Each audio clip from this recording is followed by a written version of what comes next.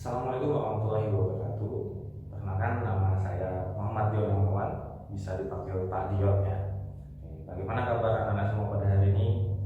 Alhamdulillah, semoga kita semua tetap diberikan kesehatan. Oke, baik.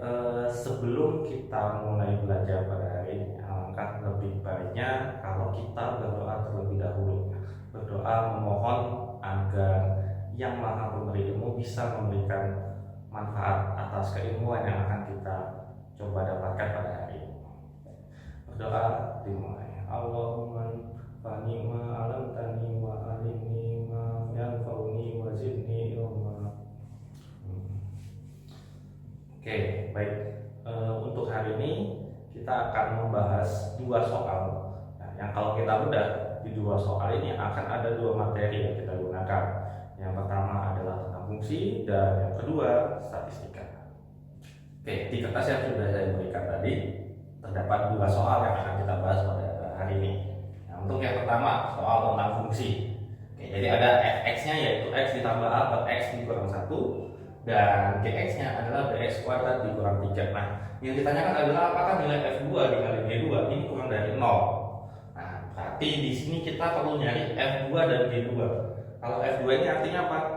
Ya betul, kita ganti atau kita substitusikan X-nya dengan 2. Jadi kalau Fx-nya adalah X ditambah A per X min 1, maka F2-nya sama dengan 2 ditambah A per 2 dikurang 1. Atau kalau kita sederhanakan 2 ditambah A. Bagaimana dengan G2-nya? Kita substitusikan ke fungsi G.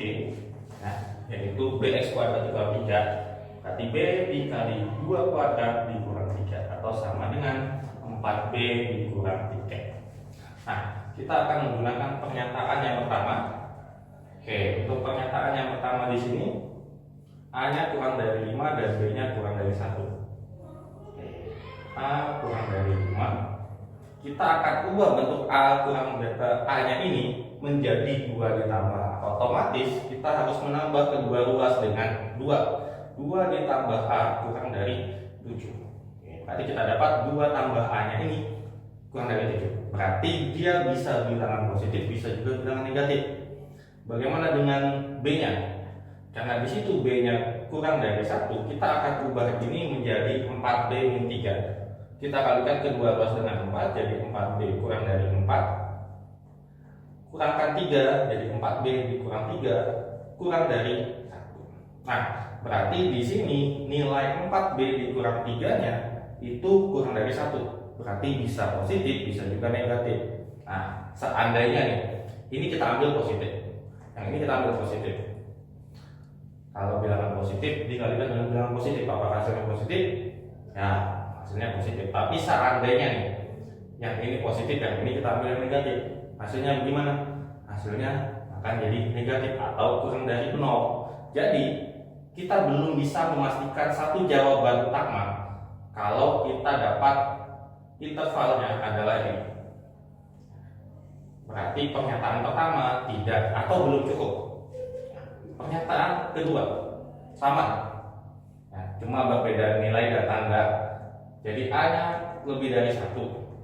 Kita bisa ubah menjadi 2 ditambah A, artinya kedua ruas ditambah 2, jadi 2 tambah A lebih dari 3. Oke, di sini bisa kita pastikan bahwa 2 tambah A-nya itu pasti positif kan.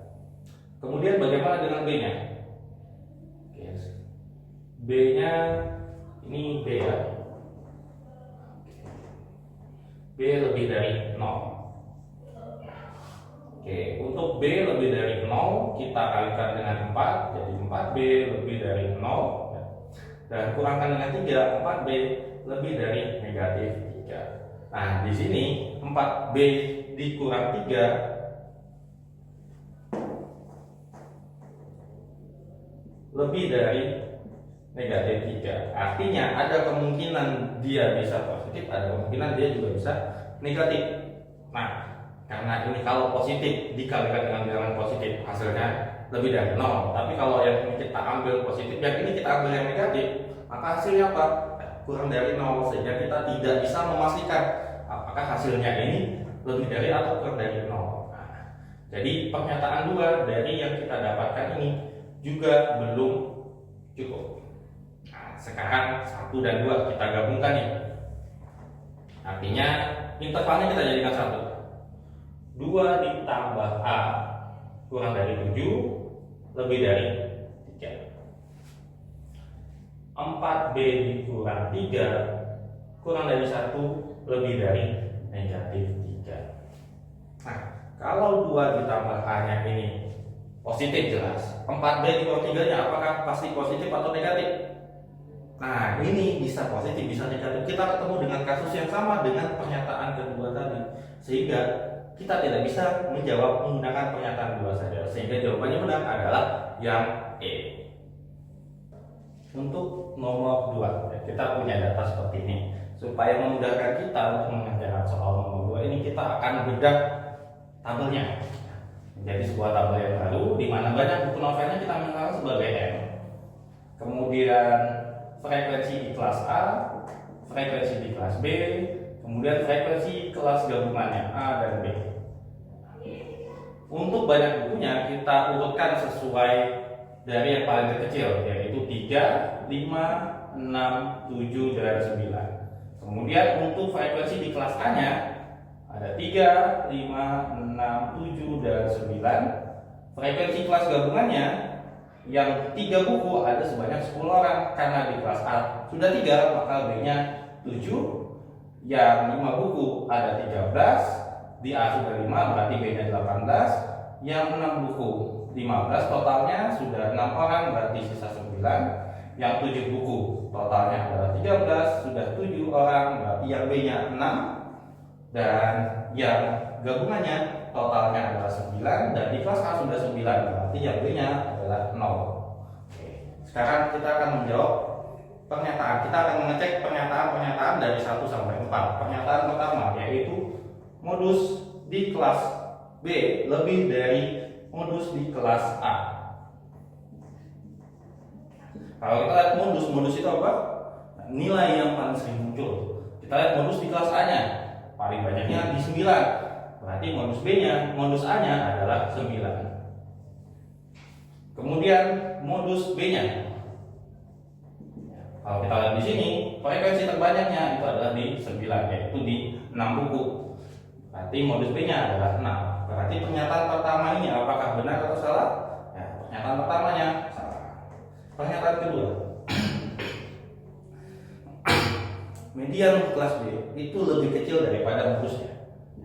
Jadi mediannya di B lebih kecil daripada modusnya. Oke, kita sudah dapat modus B-nya adalah 6. Sekarang kita cari mediannya nih. Kalau begitu kita butuh jumlah datanya ini. Yang A ada 30, yang B-nya 30. Nah, kalau kita bagi datanya ini, kita ambil tengah-tengahnya karena datanya genap, maka data di tengah-tengahnya itu ada data ke-15 dan data ke-16. Sehingga median kelas B-nya itu adalah data data ke-2 yang di kelas yang kedua, yaitu 5 ditambahkan dengan 6 dibagi 2, atau sama dengan 11 dibagi 2, yaitu 5,5. Nah, karena median B-nya itu adalah 5,5 dan modusnya tadi 6, maka pernyataan yang kedua ini benar. Pernyataan yang ketiga.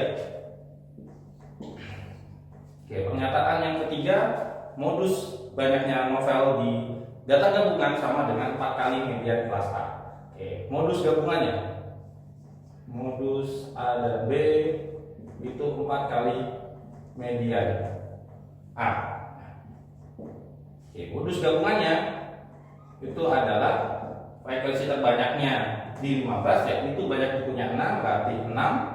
Dan untuk median di kelas A-nya, karena datanya 30 sama kayak tadi ya, berarti kita bagi 2, kita ambil tengah-tengahnya ada 15 dan data ke-16, yaitu di angka 7. Berarti 7 tambah 7 dibagi 2, atau sama dengan 7. Berarti pernyataan ketiga salah. Pernyataan keempat, jangkauan di kelas A lebih besar daripada di kelas B. Jangkauan di kelas A-nya itu adalah Dan data terbesarnya 9 dan data kecilnya 3. Berarti 9 dikurangi 3 sama dengan 6. Data jangkauan di kelas B-nya, data terbesarnya 7, data terkecilnya 3. Berarti 7 dikurang 3 sama dengan 4. Berarti pernyataan yang keempat ini bernilai benar. Sehingga pernyataannya yang benar hanya ada 2. Baik, dari 2 soal tadi, kita sebenarnya bisa ngambil kesimpulan nih. Kalau misalnya kalian semakin sering latihan material soal, maka soal-soal yang tadi itu supaya bisa kita kerjakan dengan waktu yang kurang dari 1 menit. Karena pengerjaan untuk pengetahuan kuantitatif itu ya kurang lebih 1 sampai 2 menit. Oke, baik. Sebelum kita mengakhiri, alangkah lebih baiknya kita tutup dulu dengan doa penutup majelis. Mari kita bersama-sama membacanya. Bismillahirrahmanirrahim. Subhanakallahumma wa bihamdika asyhadu an la ilaha illa anta astaghfiruka wa atubu ilaik. Amin.